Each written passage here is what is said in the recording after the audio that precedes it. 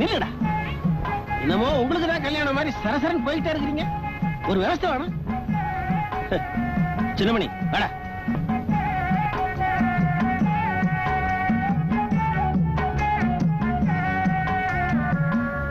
என்ன பாவா கதவு மூடி இருக்கு? அட தட்டினா திறந்துட்டு போகுது. சம்பந்தி சம்பந்தி சம்பந்தி. பாவா மாமனார் வீடுன்னு ஆகி போயிருச்சு. அப்புறம் என்ன? டேய் அடிக்கடா அடிக்கடா.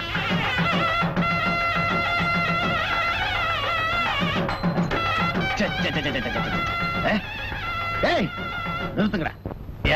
மேலதாளத்தோட வந்திருக்கீங்க, நன்கொடை விடுமா? உங்களுக்கு விஷயம் தெரியாதுன்னு நினைக்கிறேன். தெரியாது. நாங்க முறைப்படி பொண்ணு கேட்டு வந்திருக்கிறோம். வாட்? பொண்ணா? எந்த பொண்ணு?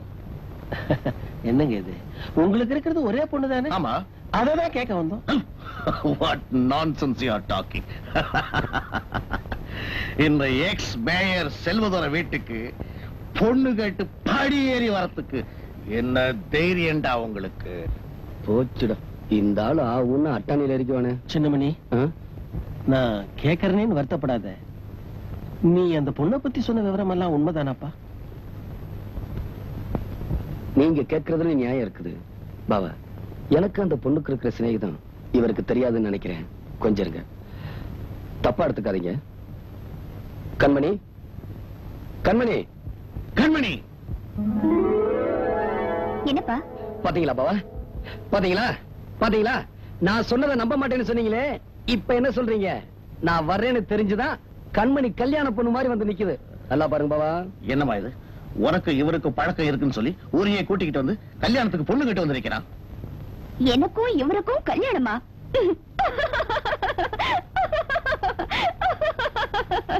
ஐயோ,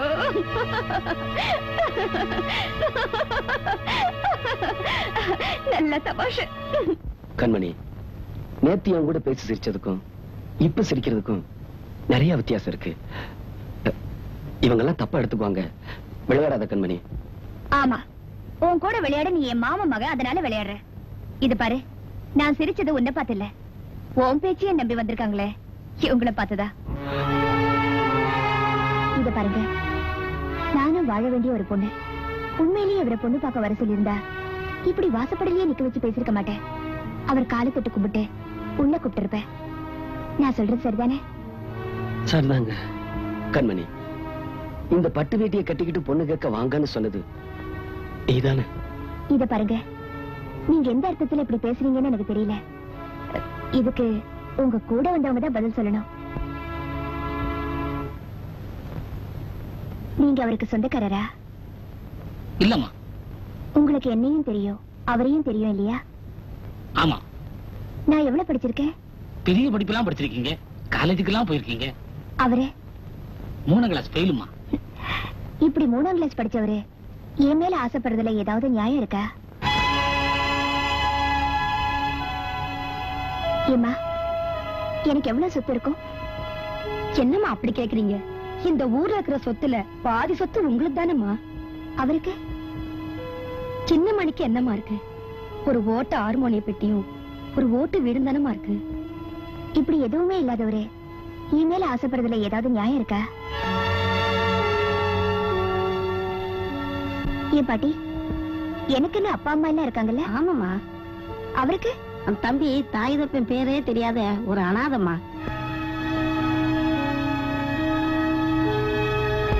இப்படி அப்பா அம்மா பேர் தெரியாத ஒரு அனாதை என் மேல ஆசைப்படுறதுல ஏதாவது நியாயம் இருக்கா? இப்படி எந்த விதத்திலுமே நியாயம் இல்லாத ஒருத்தர் உங்களையெல்லாம் இங்க கொண்டு வந்து நிப்பாட்டி இருக்காரு. இனிமேலும் நீங்க எல்லாம் இங்க நிக்கிறதுல ஏதாக்கா?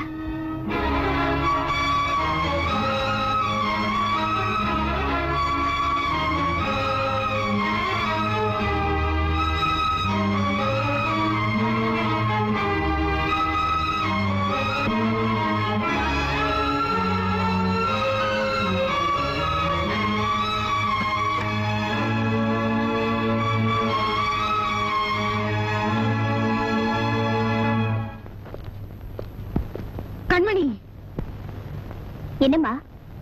ஏமா அந்த பையன் இங்க வந்து அப்படி ஒரு பொய் சொல்லணும்? பொய் சொன்னது அவன் இல்ல, நான் தான். ஏன் அப்படி சொன்ன? ஊரையே கூட்டி அவனை அவமானப்படுத்தணும்னு நினைச்சேன். அதனாலதான் அவனை இங்க பொண்ணு பார்க்க வர சொன்னேன்.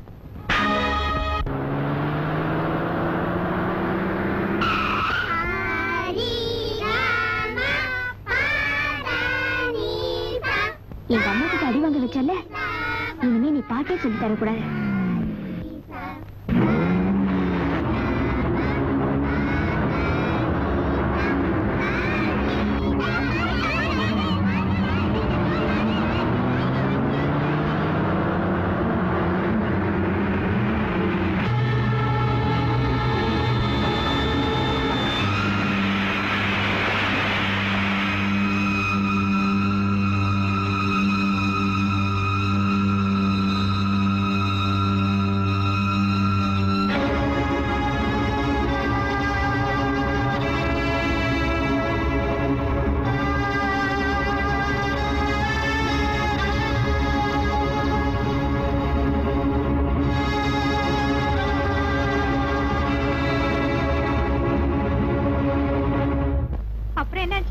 அப்புறம் என்ன, ஹார்மோனி பெட்டி அடிச்சு தூள் தூள் ஆக்கிட்ட. இனிமே அவன் நம்ம பிரச்சனைக்கே வரமாட்டான்.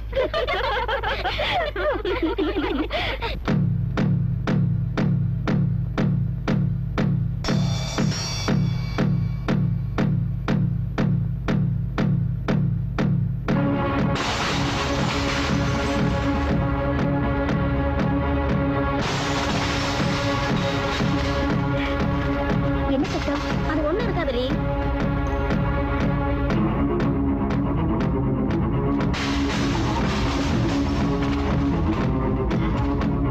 இருங்க வர.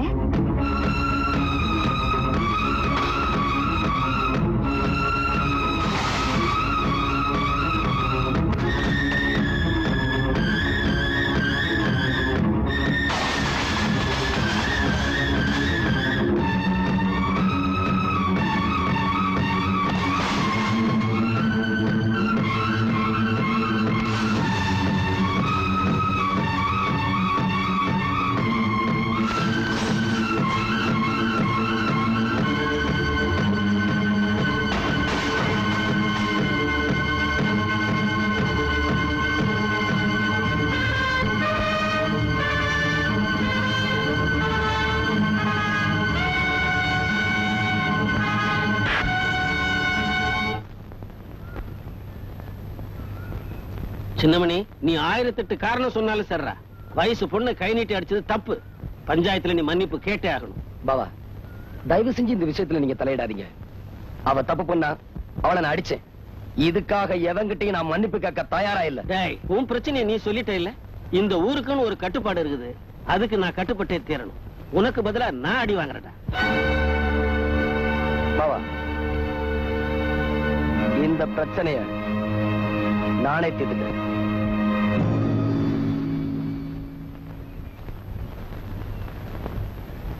வரக்கூடாதுன்னு முடிவு பண்ண பஞ்சாயத்துக்கு நானே தேடி வந்திருக்கிறேன். உங்களால என்ன செய்ய முடியுமோ அதை செய்யுங்க. பாத்தீங்களா, என் காரை உடைச்சது மட்டும் இல்லாம என் பொண்ணு அடிச்சது மட்டும் இல்லாம என்ன திமிரா பேசுறான். நம்ம ஊர் வழக்கப்படி என்ன செய்யணுமோ அதை நீங்க செய்திருங்க. என்னையா நான் சொல்றது? ஏய், முதல்ல அவனை மரத்துல கட்டி வைக்கிறான். இந்த ஊர்ல எவனும் என்னை கட்டி வச்சு அடிக்க முடியாது. நானா அடி வாங்கினாத்தான். எடுறா கைய. அவன் தயாராயிட்டான். அவனை யாரு அடிக்கணுங்கிறத நீங்க தான் முடிவு பண்ணணும். என் பொண்ணை கை நீட்டி அடிச்சிருக்கான். அதுக்காக என் பொண்ணு கையால தான் அடி வாங்கணும்.